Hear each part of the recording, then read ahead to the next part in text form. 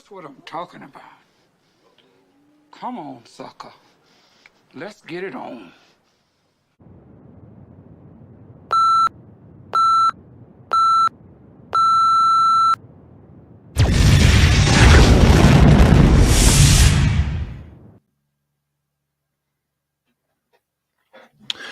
Yes, folks, another Thursday evening here on that Fuzzing Rock Show, and paying a little tribute to Taylor Hawkins from the Foo Fighters, who we lost, unfortunately, this past week when he was in South America.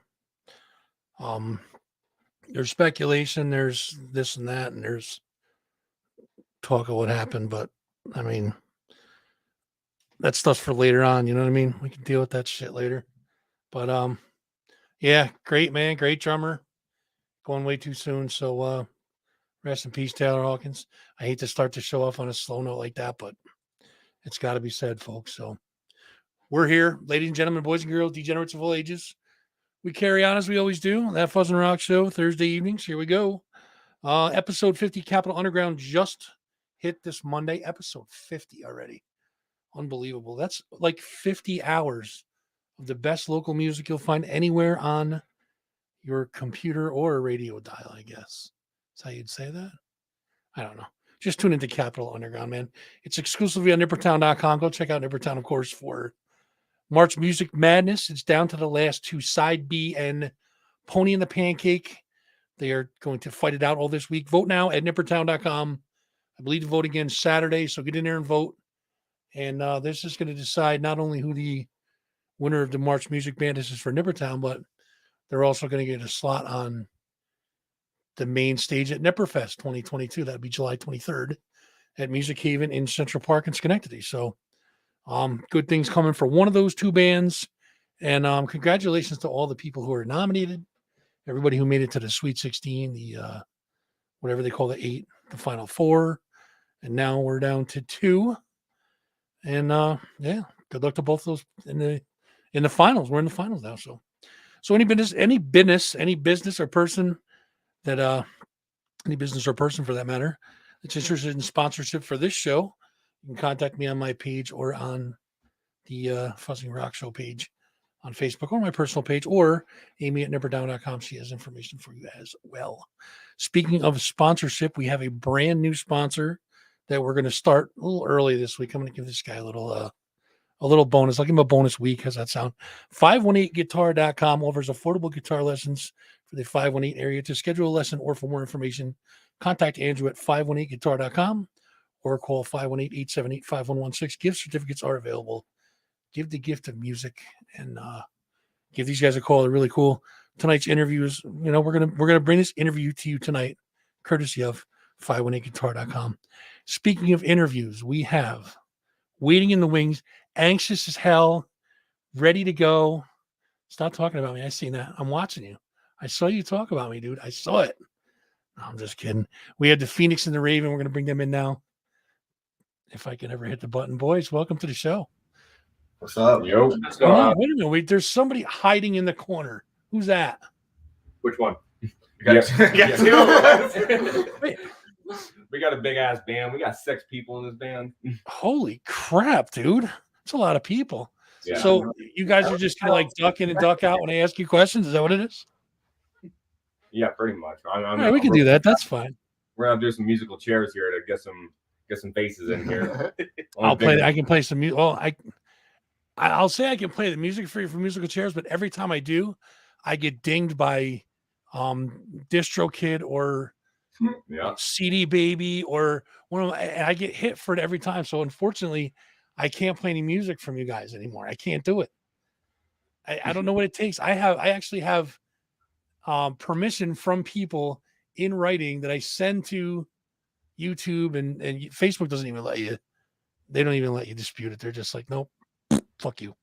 But I send it to YouTube and they're just like, yeah, no.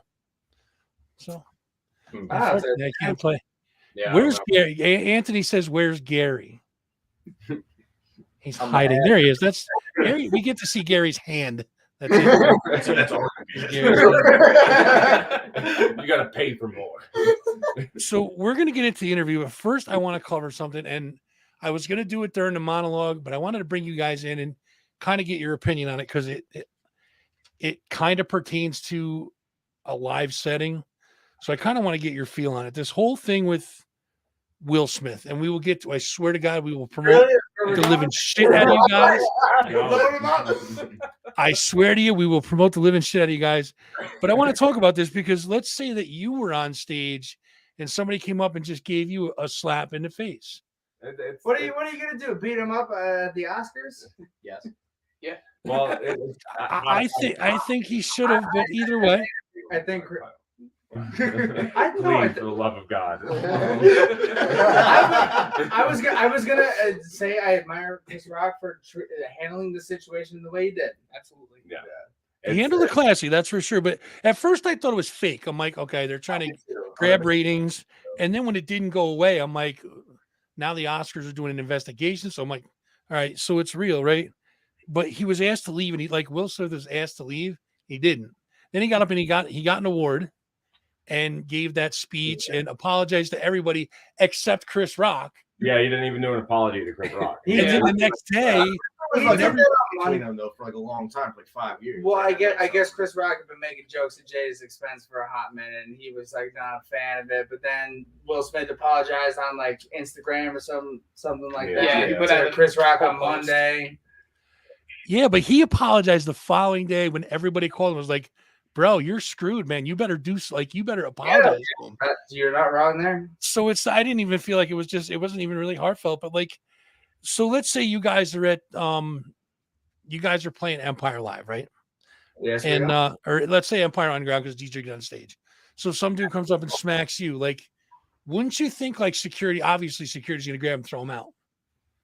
I So- mean, yeah, You would like to think so. in any other capacity, if Yeah, anyone it's a- ever went on a stage and slapped the person Yeah. like performing, like you're getting escorted out, and you probably have a Absolutely, big problem yeah. on your hands. Yeah, it's a very different context. I mean, you can't be too careful. It shows we saw what happened in 04 with Dime. That dude got up there. They were not prepared for what was going to happen. Absolutely, at a show, you gotta cut that.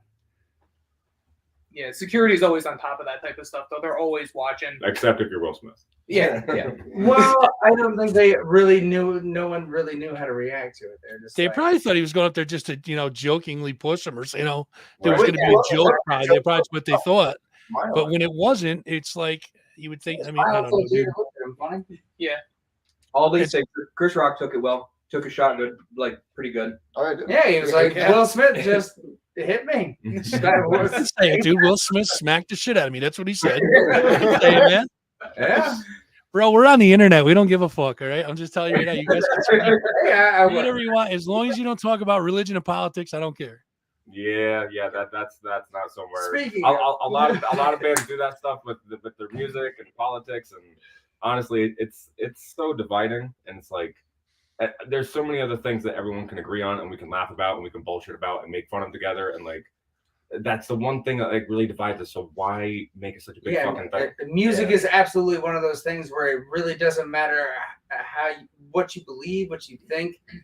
The music overtakes all of that, and we wouldn't be doing what we were doing if that wasn't the case.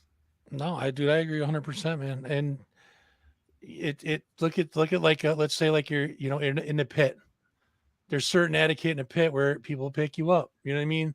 There's certain etiquette to that. You know what I mean? There's really no dicks in the pit, and when there is, the pit handles the dicks.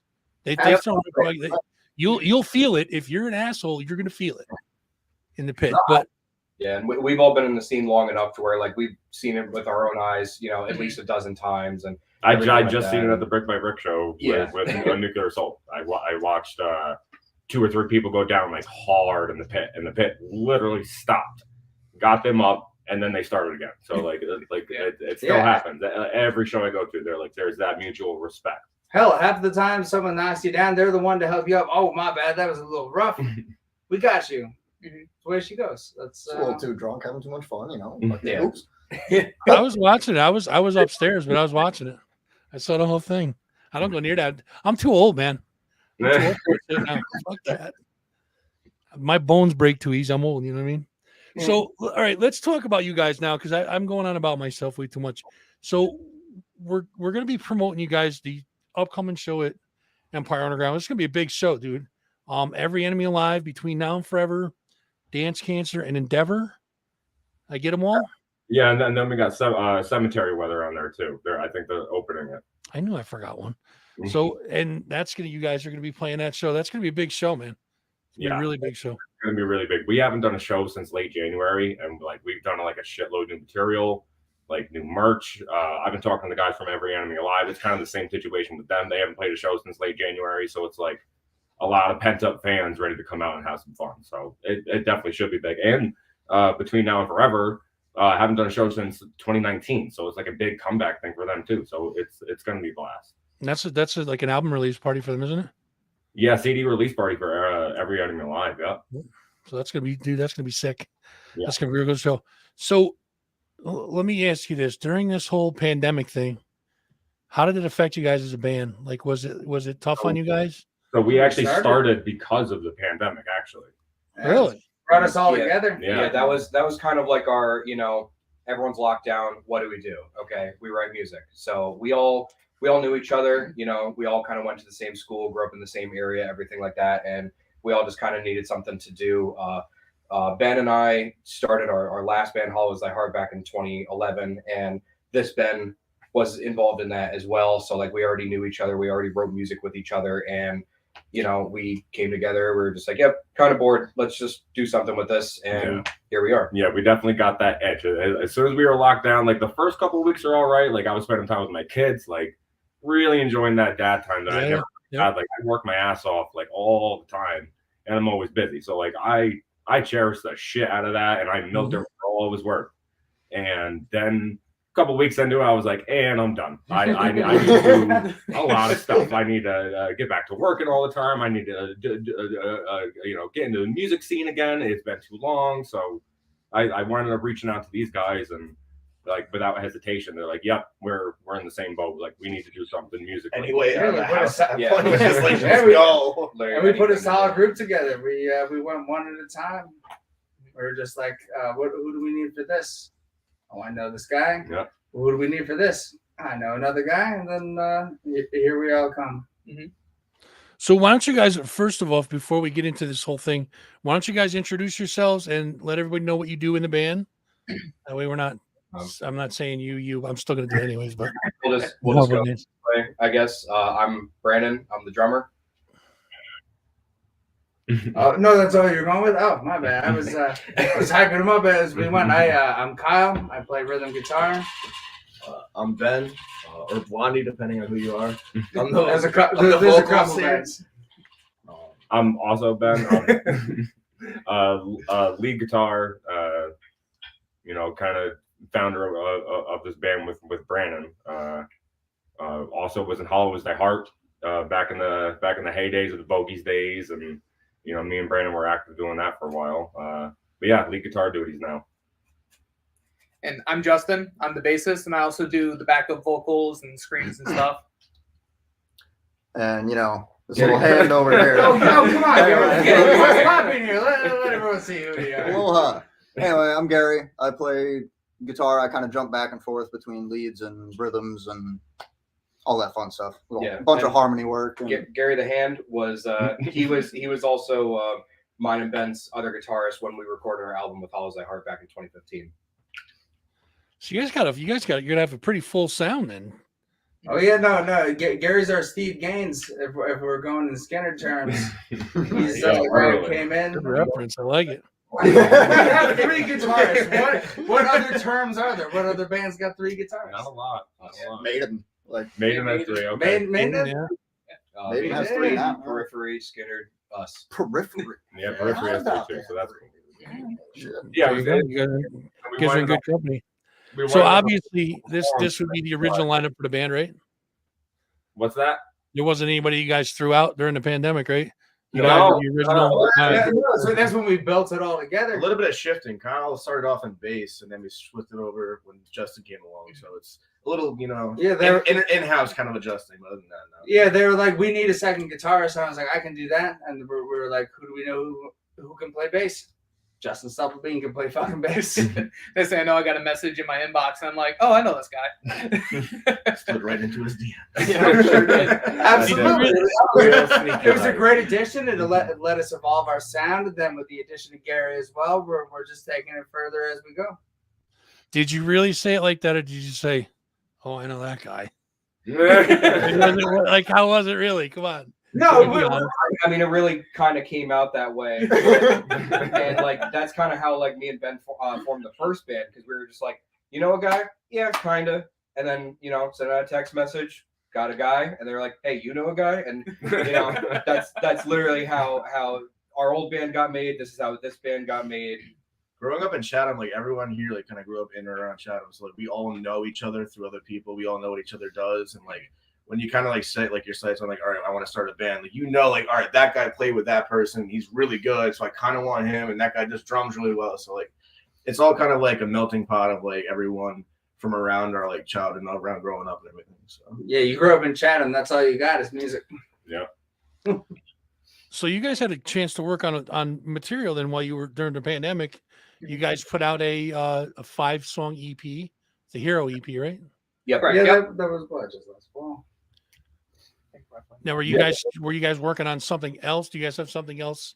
Yeah, so Thanks. we actually just confirmed a couple dates to start recording our first full-length album. We're going to start recording mid-May, so hopefully going to have a release by like probably fall time, we're hoping.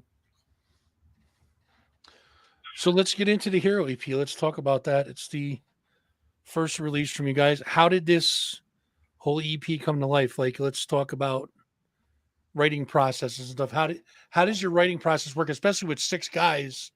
How do you guys start your songs, and how do they come about? Like, what's your writing process? So usually it starts off with me kind of obsessing and thinking of an idea of a song, and I like won't let it go until it's figured out. So with our first 2 with Shadows and Wayward, like those were songs I was sitting on for like a long time.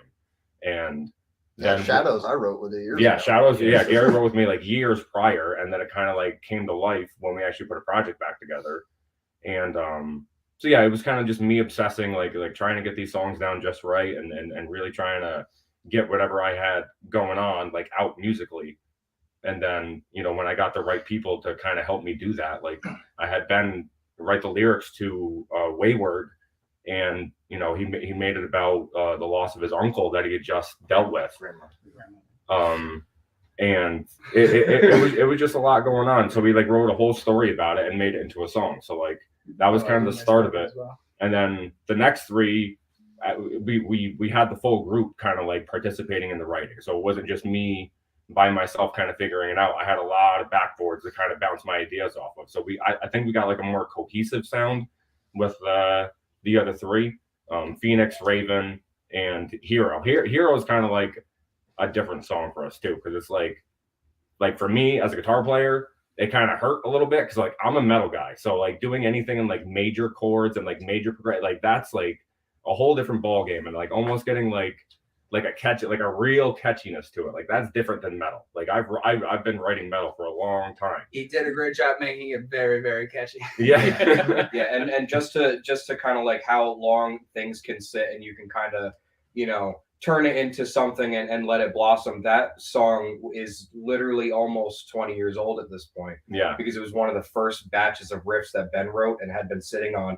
We never got to use it because we were in a Hollows Thy Heart stuff was pretty intense at some points and stuff like that. Yeah, so like we kind of got a little intense with that and a lot of like minor scales and stuff like that. So creating something upbeat wasn't really something that we did. So when we did this, we wanted to try something a little bit different. So he grabbed that out of his bag of tricks, kind of like. Well, actually, it was accidental. I was playing it. He came over to work on vocal stuff with me one night, and like just in between songs, I started playing the verse to Hero.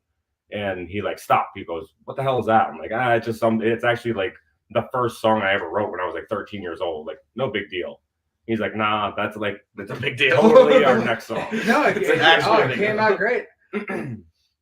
So I mean, as I'm listening to it, it almost seems like this, starting with Shadows and Wayward, and then getting into Phoenix, Raven, and Hero. It's almost like this thing tells a story. Am I far off on this, or just as you listen to it, it almost sounds like it's a concept EP. To be honest with you, We were actually just talking about the other day, like how like we inadvertently made it kind of that way. Like if you look back at it, it reads it's like its own little story, you know, like going through things, kind of overcoming personal strife, you know. And it's a common theme. Yeah, so it's definitely something we kind of kept going on with it without even realizing it, and then we put them all out. We kind of were just like, yo, like we did this without, like it was in the back of our minds, but we didn't realize until it was all finished. And opening with Phoenix and closing with Raven. It's kind of like a nice little conceptual idea. Mm-hmm. But that was what we were planning on, big picture. But now that we got that done, it came out so well that we kind of just want to leave it that way. And now we'll be working on our full length album, which will also like follow it. A lot of it is concept driven, and that's all thanks to this guy here. I mean, I would leave it just as is because it's like you said, it sounds amazing as it is now, and it's like it tells the story. Now, is there certain meanings to these songs, or do you just let people kind of a lot of them their own meaning to it? A lot of the songs, like at least lyric wise, they're kind of based on personal things that we're all kind of going through. Well, you can rattle off a few. I mean, for Raven, I mean, for instance, like for the songs Phoenix and Raven, like they both have a lot of meaning to me and him right here, because Phoenix, so Phoenix and Raven was kind of born with me and him going out to a bar, knowing that we were starting a band, knowing that this shit was going to pick up like immediately, and we had to come up with a band name. So we sat there and had drinks and figured it out. I went through like 55 names. 60 yeah, names. Like had a fucking long list of names and like figured it out. And like we're totally gonna be the Phoenix and the Raven. It makes sense. Like I kind of look at as the Raven kind of being one of my spirit animals. I identify with Ravens a lot, and the whole idea with him with Phoenix, it just made sense. So Phoenix is a big story about him. Overcoming, a lot of bullshit that's been thrown his way, and coming out on top and still trying to, be a positive person, battling, just depression and in general, and his story. And then for Raven's actually about, it's about him, my struggles. I actually went to prison in 2014, winded up fucking up my life pretty bad. I made like really shitty decisions, and his heart was in the right place. I would like to clarify that as he goes along with this. I'm not going to be the one to say that. And so, but yeah, it was just a really horrible couple of years for me. 2015, 16, 17. I family troubles, trying to, be a dad and see my kids, and come out on top and not be a fucking lunatic after coming out of New York State prison and seeing the shit you see in there, So Raven for me actually was like a full circle moment, because it's about the struggles I had not being able to see my kids while in prison and everything. So then when we recorded Raven, I actually had my kids come to the studio and do vocals with us for the song. So it was kind of like a full circle moment. That's awesome, dude. It's really about not letting your past define you. That's what a lot of the songs, the themes are about. Is we've all been through shit, we've all done shit we're not proud of, but what really matters is the love of the music that we play and the message we want to put forward. No, man, I'm all about that. That's the way it should be. I mean, music is not only a hobby, it's more, I think music has healing powers.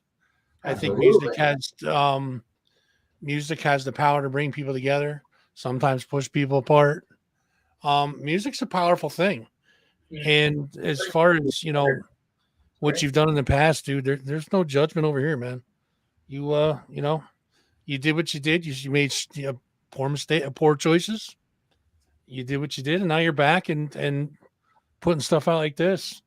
I mean, I think it's, maybe it was meant to be that way. So I think so. As shitty as life lessons I had to learn, like the hardest way possible, because I'm a stubborn ass. I did learn a lot. Like I feel like I wasn't really the best person in my early 20s. I was actually a pretty shitty person. So if anyone knew me in my early 20s, we all were. I apologize. In their early 20s. No, it's about being better. But yeah, like, you know, I feel like I've grown a lot, and I feel like this project and everything that's happening now with this, you know, scene that's going on, and any sort of momentum we got going on, like, I think this shit is happening for a reason. Like, I think our, you know, we're getting dealt some good cards here, and we're trying to ride the wave. You guys are on a good path, man. Let's talk about the show coming to Empire Underground, April 23rd. Every Enemy Alive, Between Now and Forever, Dance Cancer, Endeavor, and Cemetery Weather. Thank you, because you're gonna have to keep saying that one, because I forgot that one. I didn't write it down. So, 6 p.m. doors, $10 in advance, 12 at the door. So what can everybody expect when you guys hit that stage? So faces are gonna melt. Yeah, we're kind of bringing out a good chunk of the new material that we're putting on this full length that we're going to be recording. So it's kind of like a good little like promotional piece. Like, hey, like, you know, you want to know what's coming on this album? Like, come to this show. We're going to show you pretty much, you know, most of what our set is going to be all brand new stuff, basically. We'll throw in some classics, but yeah, for the most part. So without giving too much away, how many songs do you guys have in the set? 5 or 6, depending on which ones we pick. We think we got our set, but we're trying to get 6 songs in, because, you know, we're just trying to get some more of our new shit out. So between 5 or 6 songs, I think. Any surprises for the folks? I mean, oh yeah. Well, the new shit hits pretty hard, so it's going to be a banger. Yeah, we got. I really try to avoid to get too heavy in this project, because like I like doing it sparingly, and, you know, have the effects still be there and not water it down with the breakdown constantly. No offense to bands that do it, it's just not what we're really into right now. Soul weapon. But we have one song that just hits like a motherfucker, and it makes me smile ear to ear every time we play it. So it's you gonna can't be fun. see him. He's way over here. Yeah, that was. No, I see an arm, and I see a hand every once in a while on the left side of the screen. We got Gary slightly off over there. Yeah, Mr. Hand. Yeah, that's Mr. Hand over there.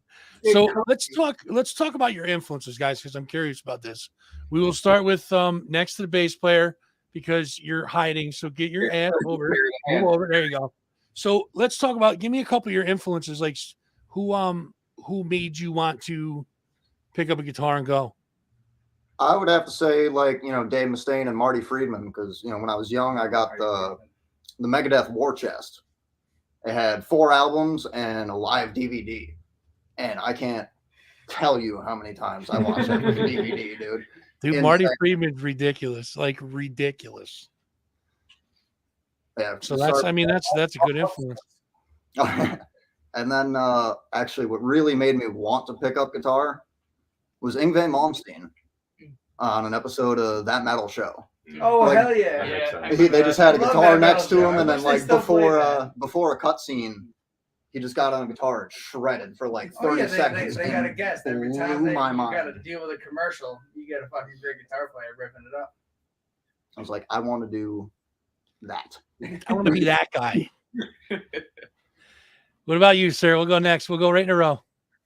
For bass playing, because originally I started as a guitarist, and what made me pick up guitar back in the day was just like watching old rock bands that my dad used to listen to, like AC/DC, Led Zeppelin, all those type of bands. So I was like, okay, I want to be like, hey, shit.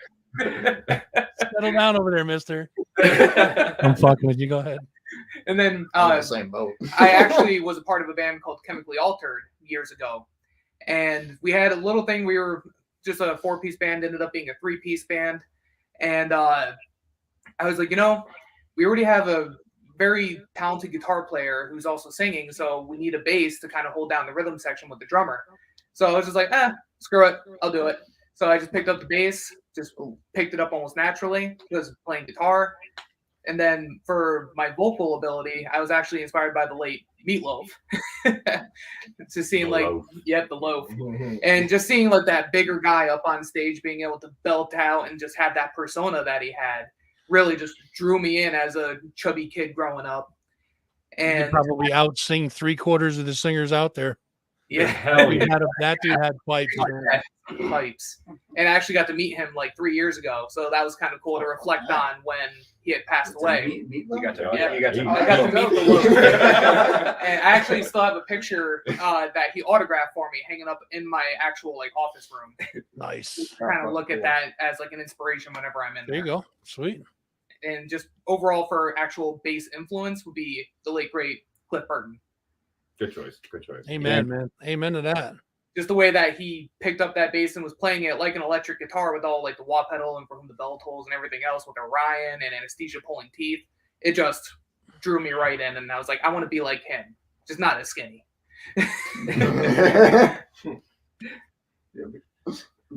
Who's next? Me, I guess. Well, my first and foremost one is James Hetfield. I would probably worship the ground that man walked on. I'm a diehard Metallica fan. Probably one of the biggest ones you'll ever meet. Their right wrists are very similar. A lot of dexterity. Yeah, just the whole style I play, how I put my strap super low and down pick, until my fucking wrist falls off. Yeah, so first and foremost, Metallica, definitely. Pantera, Slayer, Anthrax, all the old trashy shit. That was like my introduction to metal. So like all those, they're burned into my brain at this point. But when you say influences, I always go to my old ones because that's where I started listening to metal. But like, there's so much new music that is influencing me now. Like Memphis Made Fire is like a huge influence on me now. Bring Me the Horizon, even though they're kind of different, like I still like. I catch myself looking forward to their releases. So like obviously they're influencing me in some kind of way. I just have to say that I can't play guitar for shit, but my wrist is very, very, very all for different reasons. Let me put it that way. Thank you, sir. What you got? Alrighty. So my main influence is definitely Corey Taylor, right off the rip. He has been someone I've worshipped since the first time I've ever heard him. Seeing him in a mask and like seeing everyone in Slipknot just go off like that has made me want to be a musician since like that very moment. Another one would be Joshua Homme from Queens of the Stone Age. That guy is literally just a walking like gem of a human being. He is, great musician, great. He all the company he keeps, like just all about him, like his musical styles, his voice, his ability to play the guitar, like all of that. Just between him and Corey, have like given me like what I want. Like that's the direction I want to take my life as well. Like like that's like what I like set my sights for. So that's something that like kind of look at both of them every day and just like, yeah, those guys are killing it. I want to kill it too. Fucking love Corey Taylor. Yeah, all right, so we're on. So the very first song I learned to play, the first metal song that I really tried to attempt was "We're Not Gonna Fall" by Children of Bodom. I love Alexi Laiho to death. May he rest in peace. That man was so he shredded, right? He used a lot of classical pieces. He was very much a lead guitarist, but he also wrote all of the music for that. So all of the rhythms that you hear, the multiple different rhythm guitars they've had playing, were all his idea. And that was honestly like a big part of like him and Izzy Stradlin, like complementing Slash. These guys knew how to play leads, but they also knew how to dial it back and give it some groove. Mm-hmm. And then on top of that, outside the realm of metal, John Frusciante from the Red Hot Chili Peppers, absolute titan of a guitar player. Very soulful. Every note he's putting everything he's got into it, and that's really like the culmination of all these things is what led us to. We have a heavy metal edge, but we also have a hard rock and classic rock vibe to it. We really want to make sure shit stays groovy, it stays tight, and timeless. Yeah, timeless. If you have a rhythm guitarist just playing like an octave down from what the lead is doing, that doesn't quite make sense. But honestly, I gotta give props to fucking Ben when he writes. Sometimes he writes the rhythm parts. I put my own little flair on them, but it goes great. Mm-hmm. He knows what's good with that. But yeah, those would be my main guys. Fucking Jerry Cantrell as well. Jerry Cantrell, Alexi Laiho, John Frusciante, Izzy Stradlin. I think Ben's like supernatural. There's like some cyborg shit going on there or something. Yeah. Like a panel in his back or something where you can change his programming. There's something going on there. We'll get to the bottom of it, though. All right, my favorite part, drums. Let's go. Let's go. Yeah, let Get in there, me boy. kind of lean forward for this one. So, oh, the God, there's a lot of them. Okay, so first and foremost, Lars Ulrich. Yeah, so when I actually started playing drums, kind of wild. I was like literally addicted, obsessed, whatever you want to call it, with Guitar Hero, and that kind of like built like this weird kind of like built-in rhythm thing for me. So, as I was playing that, he was also, you know, rebuying like Metallica CDs and stuff like that. So I would, you know, chuck them in my Xbox, download them, and just like listen to them like while I was playing Xbox and stuff like that. And then I was kind of just like, you know, these kind of sound really cool. So I like started like watching videos of him and stuff like that, and it was just laser focused from there on out. His friend brought over a drum set, and I was able to play Metallica tunes pretty much straight away. And then literally right away. Like the Yeah, first time he played a drum set, and the first time he played a drum set in real life, I shit you not, he only played a Guitar Hero, like the pad for a Guitar Hero, like the drum thing. He did that on Expert Plus mode for like a year or two. And I walked by him in the living room one day. We lived together, and I'm like, hey, we got like a Frankenstein drum kit in the garage. Why don't you go out there and play some real drums with me? And I swear on everything I love, the first time this boy played real drums, he played Whiplash by Metallica, note for note, without stopping, the whole thing perfectly. I'm not surprised. yeah, it was. I remember it like it was yesterday. I was 16 years old. It was Whiplash, Jump in the Fire, Yeah. and Death Magnetic had just come out, so we were jamming to All Nightmare Long as well. And yeah, you know, it's been history ever since. Been playing 12 years. Literally obsessed with it. All my coworkers ask me why I'm tapping my legs. So that's where we're at with that. That's So, yeah. a good one in ADHD right So there. yeah, first and foremost, Lars Ulrich, and then from there, kind of just evolved in some kind of crazy directions. Gene Hoglan, you know, Atomic Clock, you know, from Testament, Death Clock, Death, you name it, he's been everywhere. Mike Portnoy and Mike Mangini from Dream Theater, Jimmy the Rev Sullivan from Avenged Sevenfold, Matt Garska from Animals as Leaders, Chris Adler from Lamb of God. You know, like the list just keeps going on and on and on. Judge, Shannon Lucas from Black Dahlia Murder, Mario Jason Duplantier. Yeah, Mario Duplantier from Gojira, Jason Costa from All That Remains. You know, like it just never ends. And you know, Neil Peart as well. My dad was a giant classic rock junkie back in the day. So Rush, AC/DC, all of that was playing through our house on the truck radio all the time. Yep. So now you said you played Whiplash. Here's an interesting story about that. On the Injustice for All tour, if you look at a majority of their set lists, it's written as Dick Rash. Bet you didn't know.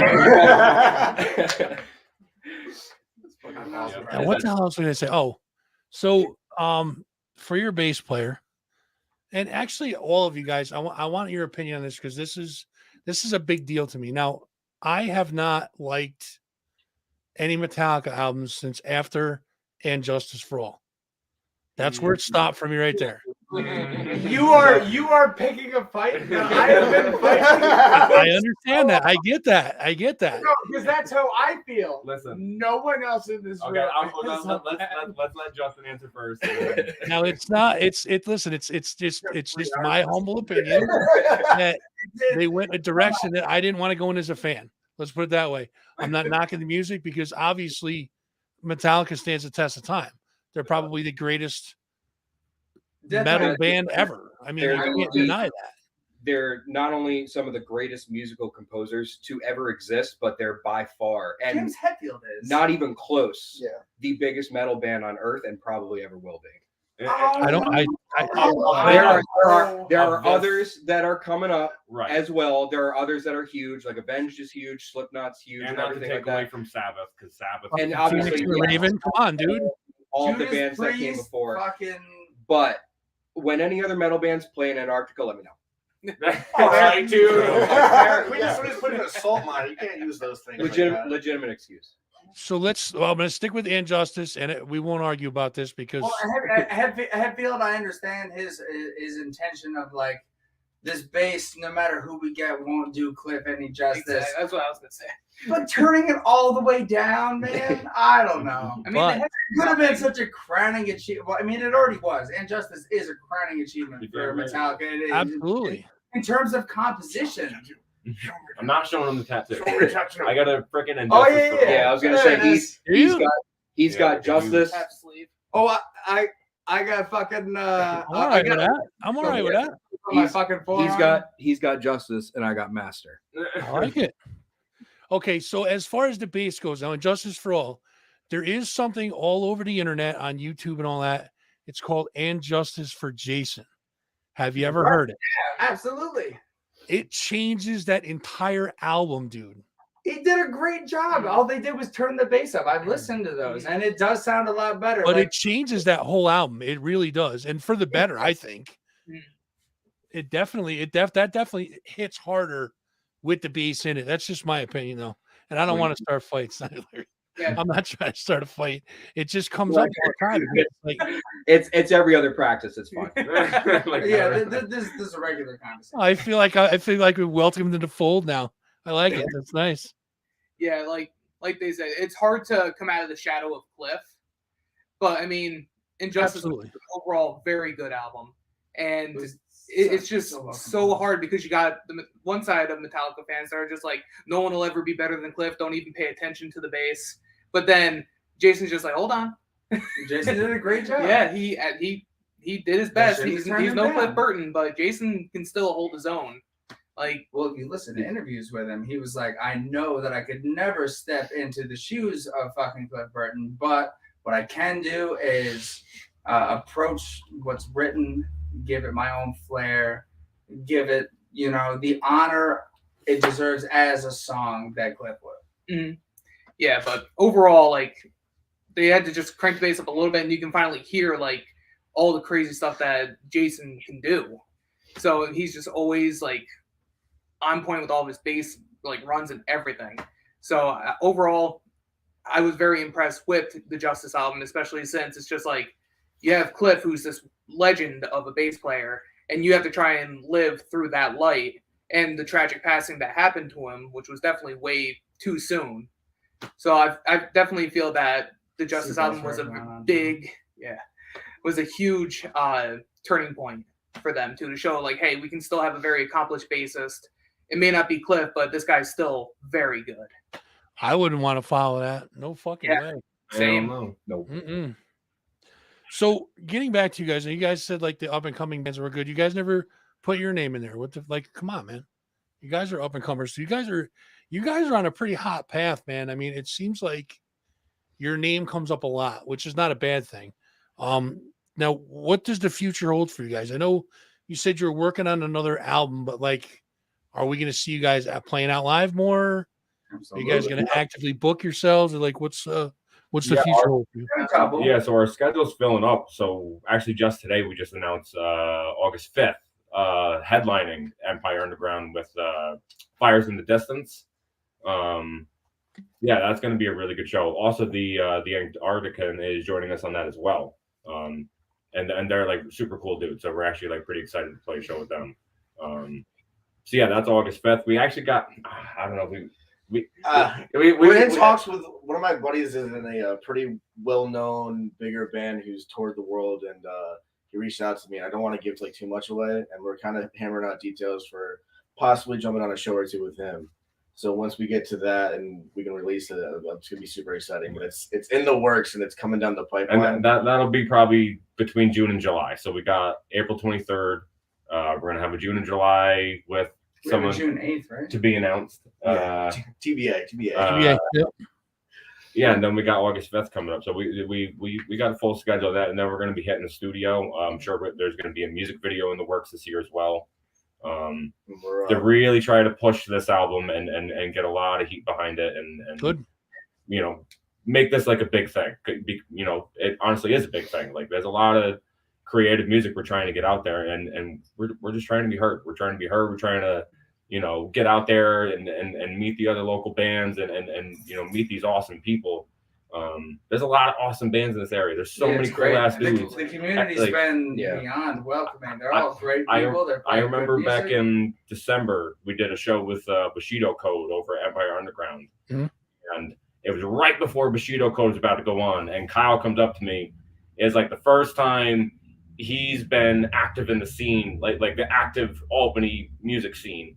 And like fucking people are going nuts. And people have drinks everywhere. They're laughing. They're screaming. He looks at me from like across like 100 people away. He just looks at me and goes, "This is fucking awesome."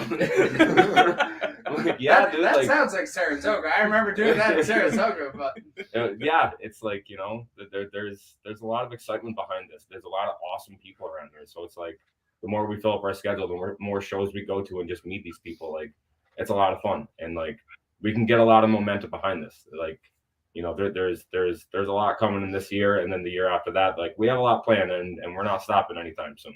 Good. absolutely not. We got so much more to give y'all.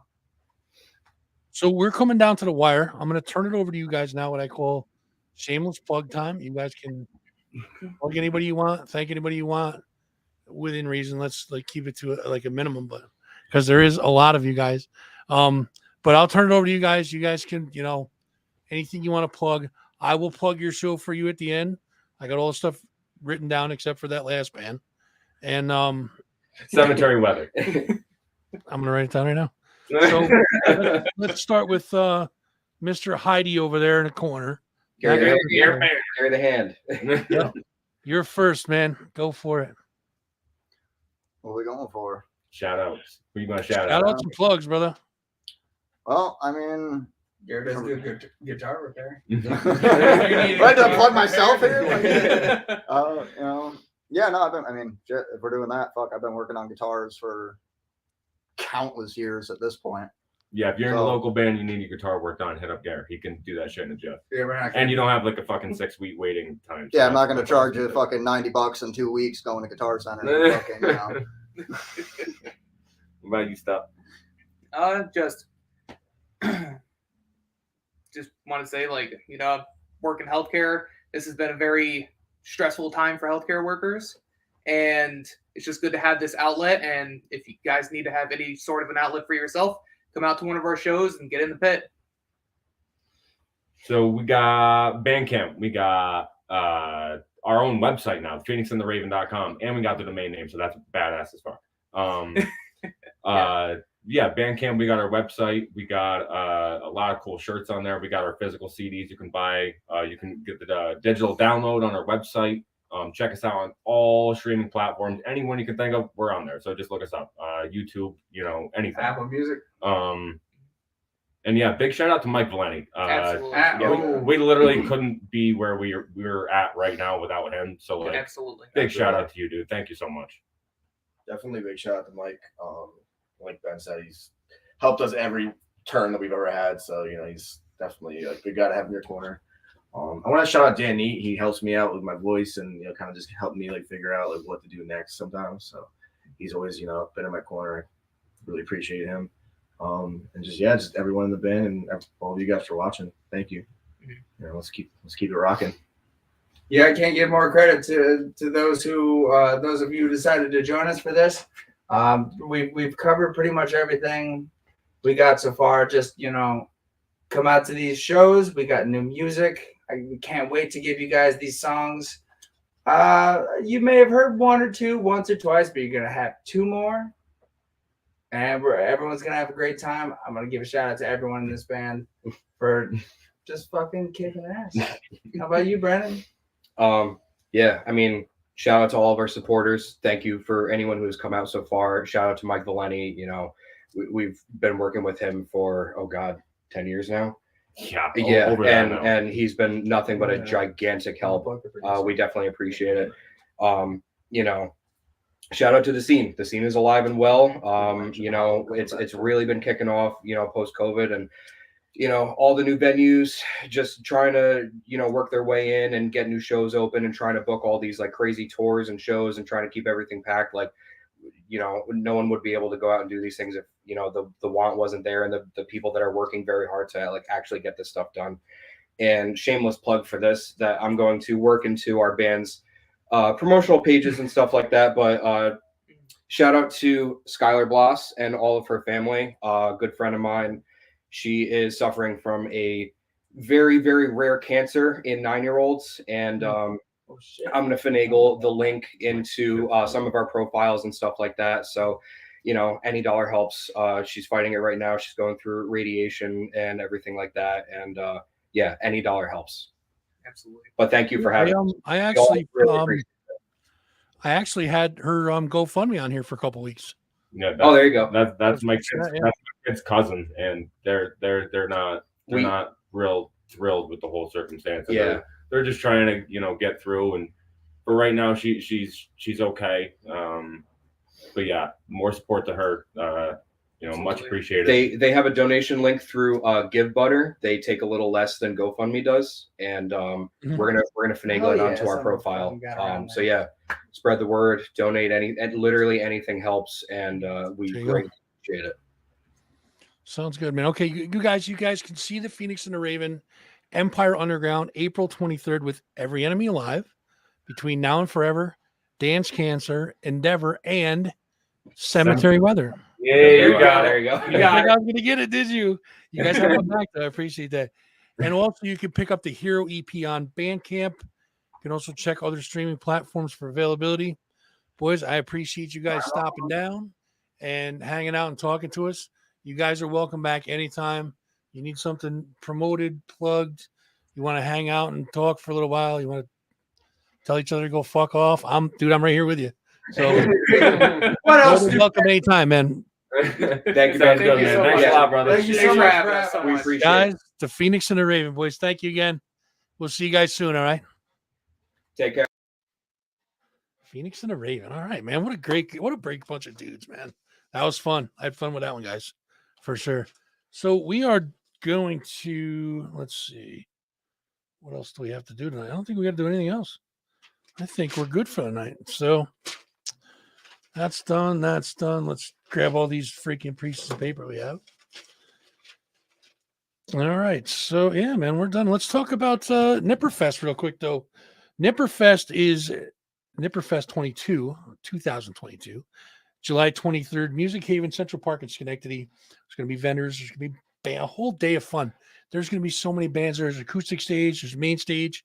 7 bands on the main stage, and I think 6 or 7 on the acoustic stage. It's going to be a hell of a day, guys. July 23rd. Keep that date open because the only other thing going on, I think, is SPAC, the Backstreet Boys or something. So, I mean, I don't think anybody really wants to go to that, do they? No. You want to go to Nipperfest all day? Free show? Can't beat that. The Figs, Cersei, Super 400, Glass Pony. I believe that Girl Blue full band is going to be going. Just Jim at nippertown.com. Talk to him. Jim at nippertown.com. He'll have all that information for you. See that? I can get that real easy. And yeah, guys, it's going to be a great day. The acoustic stage is going to be packed. So when the main stage is going, the acoustic stage is going. When the acoustic stage is going, the main stage is going. So it's going to be back and forth. It's a beautiful venue, outdoors. It's going to be a great time, guys. Keep that date open. July 23rd, Nipperfest 2022. It is going to be the thing of the summer. So make sure you guys are checking that out. I'd also like to thank 518guitar.com for becoming one of our sponsors for a little bit. They offer affordable guitar lessons for the 518 area. To schedule a lesson or for more information, contact Andrew at 518guitar.com or call 518-878-5116. It does have gift certificates available. You guys can give the gift of music. What better gift to give?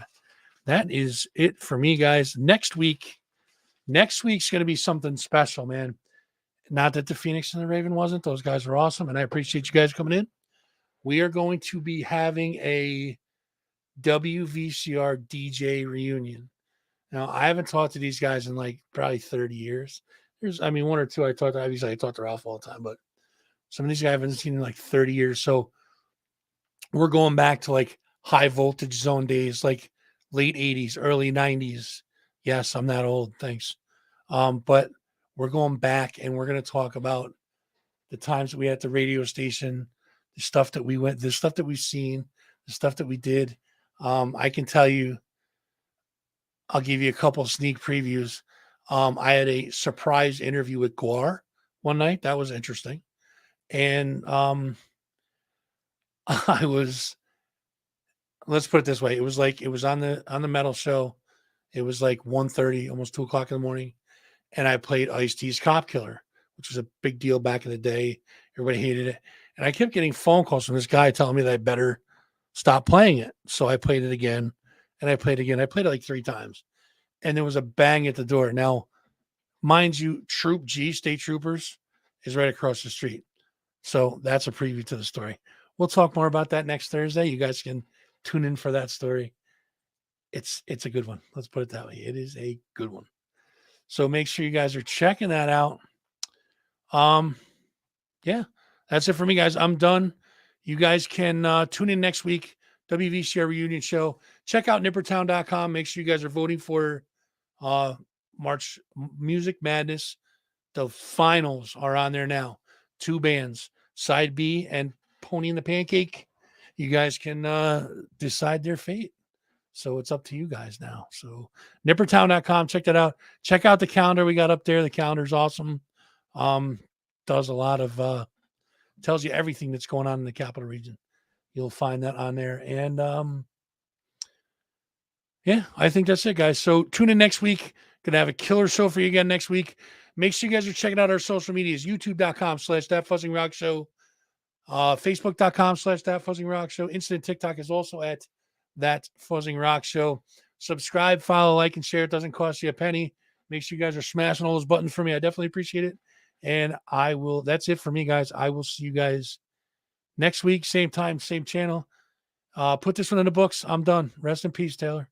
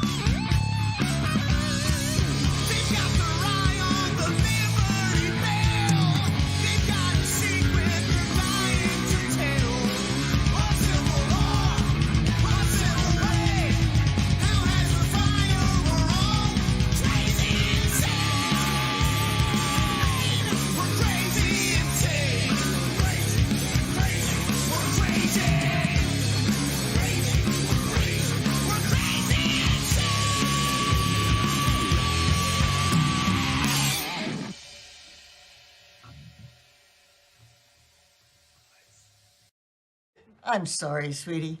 Honey Badger doesn't give a shit.